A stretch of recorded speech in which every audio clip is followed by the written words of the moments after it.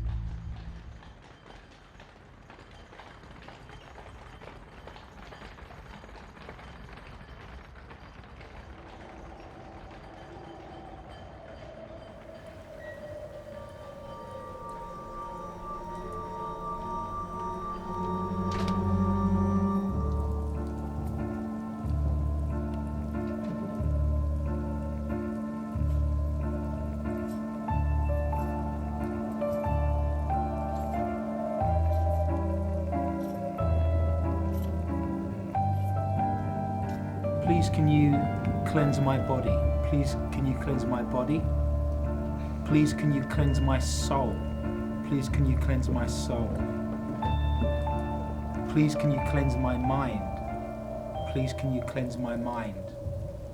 And I would just ask everyone's spirit guides who's looking over us to protect us and to keep us away from harm.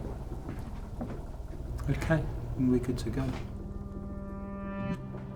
This is the front page of the Sauk Centre Herald. This is dated the 17th of October 1901. This actually documents the grand opening of the hotel, the new Palmer House building. And there's several things I'd like to draw your attention to. This was the first hotel, or the first building outside of Minneapolis to have electricity, and also to have an indoor toilet with running water, would you believe? I'm from London originally, I'm a historian, and I've got a master's degree in history and history methodologies. I've also been a paranormal investigator for the last 15 years. I'm co-founder of the International Paranormal Society, and I work with a number of societies back in Britain. I became interested in the Palmer House due to the hauntings and the history there. And so I'm actually compiling a book at the moment on the history of the Palmer House, plus the hauntings of the Palmer House.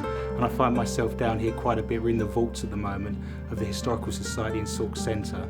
And I'm looking through the local papers, looking through some of the documentation of the period dating back to the 1860s. So this is dated the 7th of May, 1868. And it says, accident, a difficult surgical operation. Last week, a little child of Professor Sands, about 5-year-old, fell off the stairs at the Barnum's Hotel, falling on his head and smashing in the skull on the back of the part of his head. Dr. Palmer was immediately sent for, who raised the skull off his brain, a most difficult operation. He says there's every prospect that the child may have a speedy recovery, but it doesn't then go on to say if the child survived or not. But it's an interesting article when you consider that a lot of psychics and a lot of sensitives have claimed to have seen a boy playing on the stairs.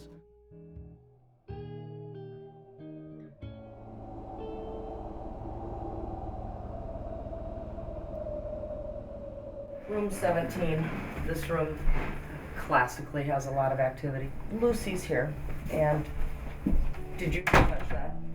You didn't touch it, did you? I was just about to say, and that door will close by itself. She'll sometimes slam it to make these pictures rattle right off the walls. Did you just touch that? This is Lucy's chair, and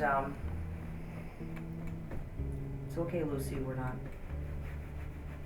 disrespecting you at all. Thanks for letting us be here. It's okay to sit in her chair.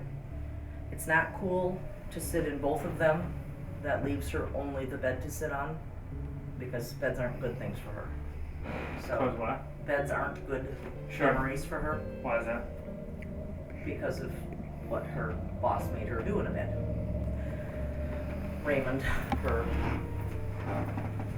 But it wasn't unusual that people that worked here lived here, and they would rotate through taking turns who worked and whose day it was to teach the children. Some people have referred to this as the dog room after they've picked up EVPs of dogs barking. And On a wall back here, actually one of the stones is a perfect profile of this massive dog's head.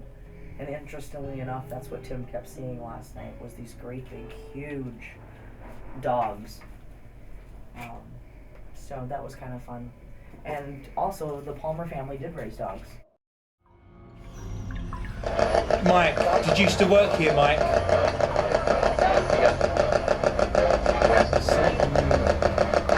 Yeah, so did I. A couple of times.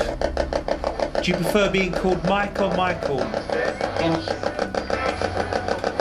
There's a thing called a Frank's box, and they were built by Frank Sumption in 2002.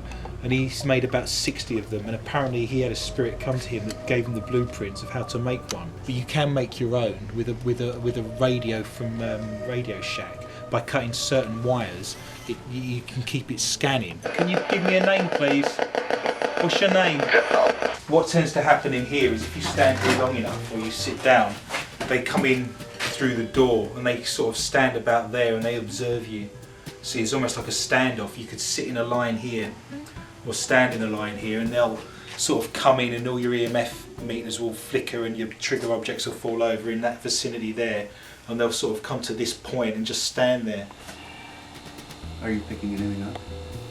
I just got night vision. Can you see anything? Heck, I see you. You can see me? Yeah. Oh, they'll find us. They know we're here already, and they're watching us already. If you put your hands out in front of you, palms facing down, I'll invite them to perhaps touch the back of your hand if you're interested in that. My last name is Kudanovych. Kudanovych. My family line comes from Ukraine. All 4 grandparents. Oh my god, you're black. Completely black. You're blacked out. That's cool. That's okay. They're going into your face, what we call rushing. They're looking at you and they're observing you and they're in your face, basically. I mean, if you're okay with that, you're alright with that. Dan, where are you looking? The ear drilling is really intense. Can't make anything out other than pretty much you talk too much. Why would you want us to leave? Can you tell me? Do you want us to go? Yeah. Yeah. What's empty? Would you like the hotel to be empty?